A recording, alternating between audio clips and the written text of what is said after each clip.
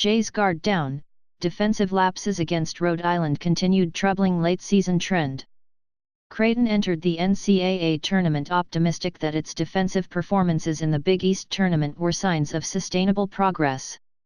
The Jays held Providence scoreless on 10 of its final 14 trips down the floor. Xavier's shooters probably had a little too much space down the stretch, but the Musketeers finished with 72 points on 67 possessions, just barely better than CU's desired efficiency rate of 1 point per possession. And Creighton's energy and focus in a finals loss to Villanova graded out higher than it has in recent years against the Wildcats. One of the Jays' weaknesses was turning into a possible strength. Or so they thought. Instead, despite a productive first half defensively Friday, Creighton ultimately succumbed to the same weakness that had surfaced repeatedly this season. The Jays had a disjointed showing offensively during their 84-72 loss to Rhode Island in the NCAA tournament's first round.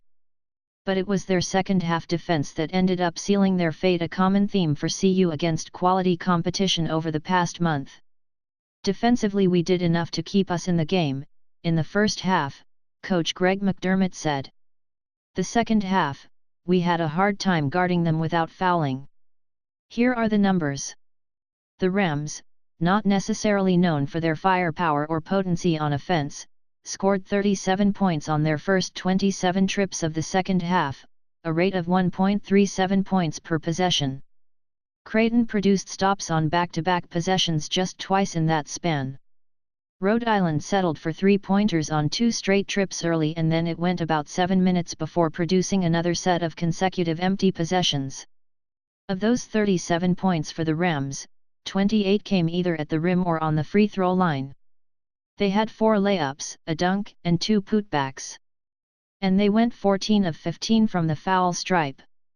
After the Jays pulled within 53-48 at the 8:53 mark, URI scored on 8 of its next 9 trips.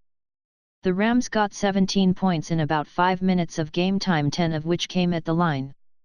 We really needed to play defensively in the second half like we did the first half, McDermott said. He's had that feeling before. The Jays watched as Xavier produced a 10-possession stretch of 20 points on 7 of 9 shooting, plus 1 free throw, to seize late control of the February 4 matchup in Omaha. Seton Hall, aided by 9 offensive rebounds, scored on its final 13 trips down the floor to beat CU on February 15. Providence put itself in position to steal one in Omaha on February 22 by scoring 7 times in an 8-possession span late in the second half, with 7 of its 15 points coming at the free throw line. 3 days later, Villanova sealed a win over CU by scoring 12 times in 13 second-half possessions. 11 of the 24 points came at the foul line. And Marquette, well, it was on fire from the start on March 4. But the Golden Eagles did make 14 of their first 22 shots after halftime to prevent a possible Jays comeback. So often in February and March, Big East tournament excluded Creighton just couldn't get the necessary stops when it mattered most. After Friday's loss, redshirt freshman center Justin Patton dismissed a theory that fatigue might have impacted CU. Junior guard Marcus Foster didn't think focus was a problem. The Jays executed their game plan for the most part, he said. McDermott credited Rhode Island's playmakers.